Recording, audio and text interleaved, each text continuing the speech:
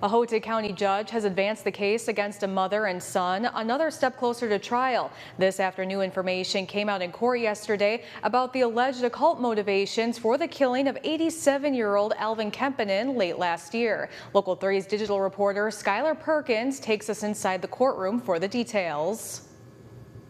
On Monday, Houghton County Prosecutor Dan Helmer argued to a judge that there was enough evidence to move the cases for murder suspects Margaret and Jacob Kempainen along to circuit court.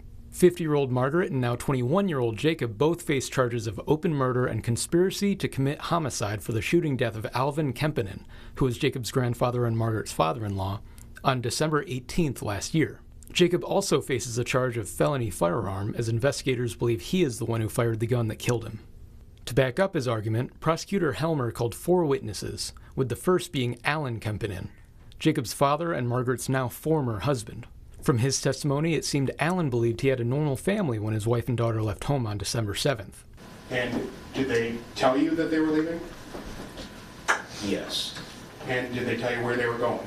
They said they were going to Chicago because Margaret's brother had been shot. However, he noticed through debit card charges they were not headed to Chicago, instead driving out west to Colorado. Alvin said neither would answer their phone or text him back, leading him on the 11th to ask police to conduct a welfare check. That's also when a traffic camera picture would show him their son, who he thought was still in Minneapolis where he attended college, was also with them in his vehicle. Police were able to locate them and ask them if they were okay, but that's all they could do. Alvin continued to keep track of them via their purchases, eventually seeing a charge in the UP in Bruce's Crossing, which made him think they were headed to Alvin's house. To your dad's house in Hancock Township? Correct. Did you make contact with your dad? I did. How did you first do that? I called him. And did you talk to him? I did. Did you recognize his voice? I did. What did you tell your dad? I told my dad that looks like Margaret and Jacob and looks like they're on their way up to the house. I have not talked to them since December 7th, so I do not know what they want or what their intentions are. Now, we know from the investigation by law enforcement that Alvin was shot and killed not long after their conversation, and the rest of Alvin's family would be found by police in Clear Lake, Iowa, and questioned the next day. Detective James O'Keefe was in the interrogation room when Margaret was interviewed. Then they go inside the house to see what's going on, and she tells her daughter to stay inside the vehicle. She says that they entered the house. When she walked in the house, they did not knock. Margaret said that her son fired the handgun and that the shot hit Alvin in the head.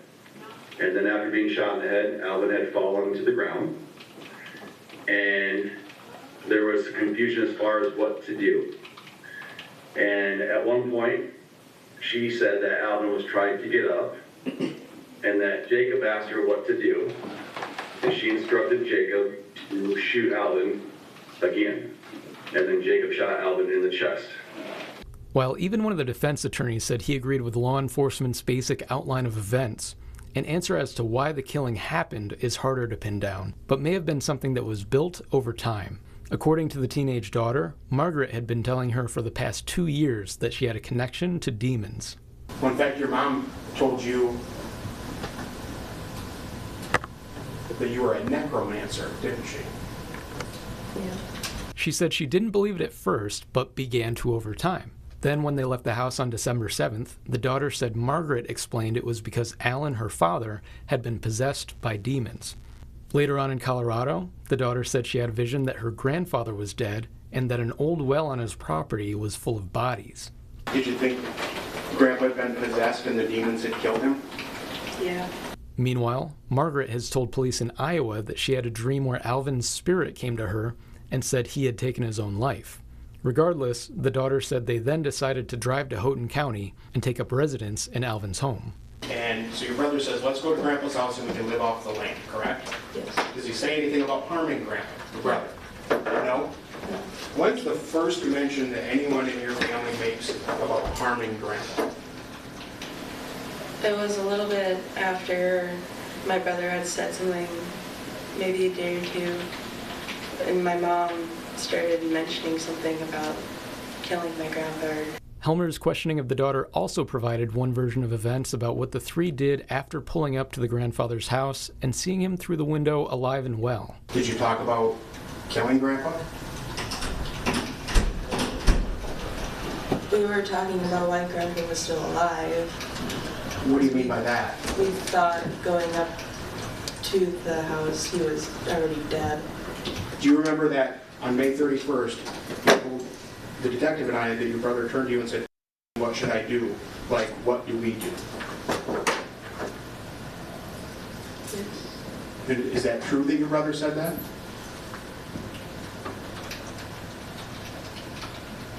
Yes. And is it also true that you responded to that question by saying we should kill Grandpa? Yes. The last witness of the day was Houghton County's medical examiner, who made it clear to the defense that he did not believe it was possible for Alvin to have died by suicide. In his final statement, Helmer said he believed there was more than enough evidence to bind the case over. It's very clear that Jacob Kempainen went in that house on Salo Road back on December 18th because of a plan his mom hatched, that his sister encouraged, and that he was maybe even a little reluctant about, but did it anyway.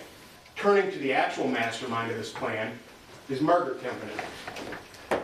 She's the one that clearly broke both of her children.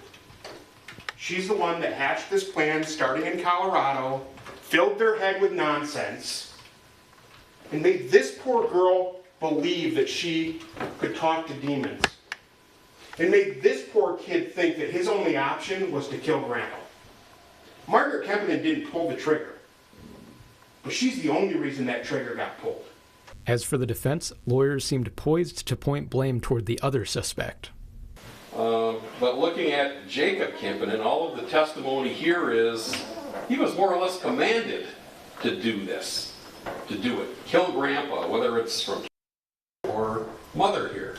There was commands that were made, and Mr. Kempainen followed those commands. That's what the evidence suggests anyway. The fact of the matter is, and the testimony shows, that Miss Margaret Kempainen was in a very separate vehicle, had very little to no contact with Jacob and Kempainen while they were traveling in this blue Mercedes. The testimony was, and I think Mr. Giammanani pointed it out very clearly here, that the murder's intent was going on in the Mercedes vehicle. After arguments, the judge bound both cases and all charges against Margaret and Jacob over to circuit court, and one step closer to trial.